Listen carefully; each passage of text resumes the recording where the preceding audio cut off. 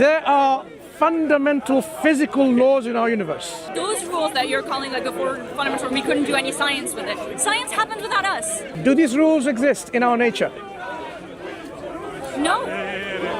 What happens in a black hole? Why does it? No. That's No. No. In black hole, does it suck in everything? As far as we know. Does it consistently behave? Yeah. Right, it's a rule. Sure. That's what I mean by a rule. A rule is like... Film me fourth time. Okay, I'm going to leave because I just don't want to deal with it.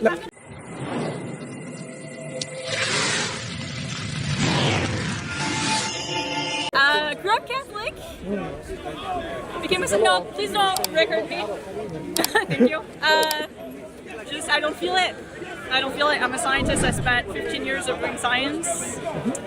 And while I don't believe that we can explain everything with science just yet, I also don't believe in one special entity who knows all and controls my destiny and has all power over all things and decides if who gets to suffer and who doesn't.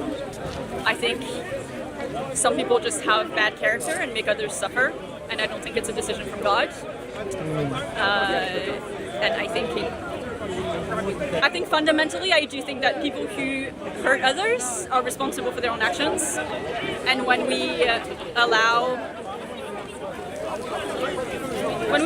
ourselves or others to blame God for actions that hurt others, we take responsibilities over ourselves. And I don't believe in that. I resonate with you in terms of what you said about people and their actions and shifting the blame to others, not being responsible for themselves. But the thing is, I also don't believe that the people who hurt others are just non-believers who haven't found the truth of God, or I don't believe that. But people comes from all kind of faith and no faiths at all. Yeah. So people can be totally religious in one way, but very extreme in another. Yeah. And there's extremists in every religion. And which to me means that no God is perfect. Yeah, because and no if religion that was the is case, okay. Then so let's leave people aside, and just I want to talk because you're a scientist. In terms of the very paradigm of science, the way we operate, we have certain axioms within scientific investigations. We can't do science otherwise. And some of those axioms, or something that we take it for granted, the presuppositions of science or scientific methodology, are these. I'll lay down three first basic assumptions. Sure. That I exist, the external reality exists, and the external reality is something that I say is rational, explainable. If I did not exist, I won't be able to do the science because I don't believe I exist, so I can't really do any kind of experimentation. If the external reality wouldn't exist, then I can't observe anything, I can't experiment anything, I can't see the repeatability in my observations. If the universe wasn't rational to begin with, so whatever I observe, I cannot make a consistent, coherent inference. I cannot infer coherently. I don't think your third point is true. I don't think your third point is true. I think it depends on the science that you do, and I think some physicists, like the Newtonian physicists, for example, wouldn't agree with me. In anything that's biology, anything that's chemistry, anything that's virology, immunology, all of that, you don't look at rules. You don't say like, oh, I've observed this 10 times, therefore it must be true. You can actually, there's a saying in science, you can never prove a theory, you can only disprove it.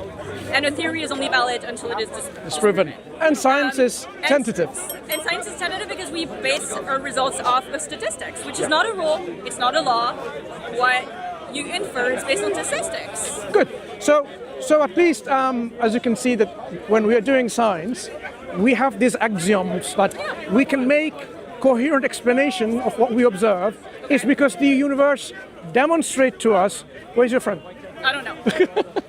He probably got tired of hearing me talk about philosophy. So when we observe this universe, because the universe shows rationality in operation, that's why we're able to infer from our observation. Otherwise, we can say everything in random. Like, we cannot even generalize. We cannot use inductive method or deductive method to arrive at any conclusions. I think you're like, there's a difference between deduction and inference, but okay. Yeah. Go on. I'm saying we can't do any of those things. No, I got you. Right. Now, based on these presuppositions and assumptions, I want to ask you how you look at this reality of our existence. Yeah. There are fundamental physical laws in our universe. Yeah. Physical laws, and we can boil down to either the 4 of them, or eventually there's going to be the theory of everything, ultimately unifying all the forces. Yeah. I don't really believe in that, but okay. Yeah, but at least the electromagnetic force, the laws of... Yeah. Sure. These are I don't laws. think these are fundamental laws, though. I think If these are what we know. These are what we understand right now. these are operational. Yeah, but Without accepting them, we can't do science. that's not true. Okay, give an example where we can bypass those You physical... can do research in chemistry, you can do research in biology without ever considering those things. Do you think equations would happen? Any kind of... We don't use equations. No, Immunologists don't use equations. what I meant by reactions, sorry, in chemistry, do you think really sodium and chloride will come together and form salt? Reaction, like I'm talking about the basic principle of research. I'm not talking about what's happening naturally. As a researcher, reactions, can you please not film me, please? Those reactions happened way before we had any understanding of these 4 rules that you're talking about. Reactions were happening naturally in the trees, enzymes were happening naturally under the water, long before humans existed. Like those rules that you're calling like the 4 fundamental, we couldn't do any science with it. Science happened without us. Science happened, please do not record me. I'm seeing the... She's already mentioned that twice. 3 times. I'm seeing the camera blinking. Yeah. Thank you. Science happens regardless of whether we're here or not. Do these rules exist in our nature? No. We interpret nature as fitting within these rules. As far as we understand nature, this is how nature works. These rules have been made by men the way we understand nature. It doesn't mean that they're universal. You could go to Mars and life could work differently because the atmosphere is different, because the materials are different. There's elements that we don't know about yet. Berkeley scientists create elements. What we don't know, we can't talk about it. What we do know, we can talk about. And what we do know is this, that there are fundamental rules operational. But that's what I'm going back to. Science happens without us understanding it. We are discovering those rules. The rules exist, But they're those rules operational. are going to change. People thought that the Earth was flat, and that was... Are you saying a rule which says an object which is heavier in mass will attract another object which is less in mass? Like it depends on gravity. It depends on what's around it. What is gravitational rule? Gravitation depends on what's around it. Now, what is this rule of gravity, of gravitational force? What is The it? body that you can disrupt the trajectory of a body depending on its mass and the mass of everything around it. It depends on everything that's around it. Good. So, can we use this rule anywhere in our physical world? I don't think so. If you could use this rule anywhere in this universe, we wouldn't have the black matter problem. Sorry? If we could use this rule everywhere in the universe, you wouldn't have the black matter problem. You wouldn't have the unknown of... Tell me about the black matter problem. Of black holes. Yeah, what about this black hole? The universe is expanding and we don't know why. It's not about what we don't know why. The universe is expanding because a certain rule already in place.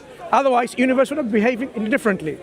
No, because the black holes are centers of gravity, and we don't know why they... So the exceptions of gravity, black holes, or wormholes, whatever you want to talk about, you can bring them the exceptions later. Well, you can have a rule without exceptions, that's what I'm saying. Like you're I'm not saying these are exceptions. I'm saying there are rules within black holes.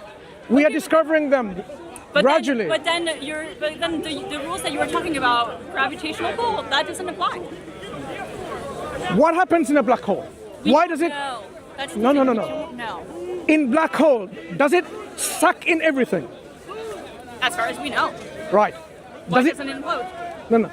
Does it just behave differently? Sometimes it takes in everything. That goes light, matter, or sometimes it just doesn't do that. Does it consistently behave? Yeah. Right. It's a rule. Sure. That's what I mean by a rule. A rule is like... Film me 4th time.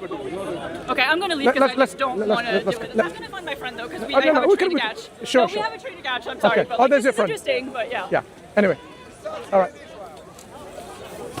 What was it about? Just to wrap this up, she was busy, of course, she could not continue talking. I think what I was going to explore about this concept of rules and principles, the physical constants, the laws that are operational in the universe. As a scientist, she knows very clearly that we cannot do science unless we assume these rules exist. Otherwise, we can't make any equations of anything. Reactions won't happen. We cannot even make instruments. We can't do experimentations. So I think this is a form of somehow trying to avoid the questions of why there are rules operational in the universe. She understood the question because I already asked from the very beginning, how come she doesn't believe in a God? And all of these things will eventually link back to God, and she sees that as a problem.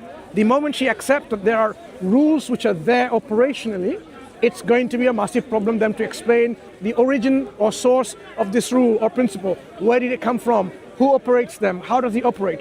And that's why she's dismissing them just for that. But if we had more time to explain, we could have just shown how these rules themselves are not conscious things themselves, and yet they operate.